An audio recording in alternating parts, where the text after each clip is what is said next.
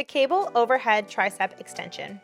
The main muscles used will be your triceps, deltoids, and core.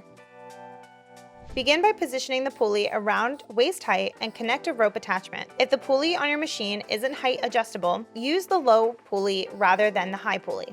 From there, grab each end of the rope with a firm grip. Place your arms behind your head so that your elbows are bent and your triceps are stretched. Tuck your elbows in slightly and then forcefully flex your triceps until your elbows reach complete extension. Split the rope at the end of the rep by moving the ends of the rope away from each other.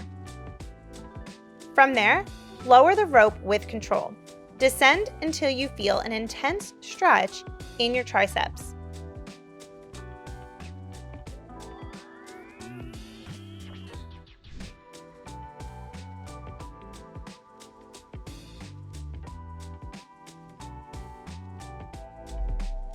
Avoid your elbows flaring out in this exercise.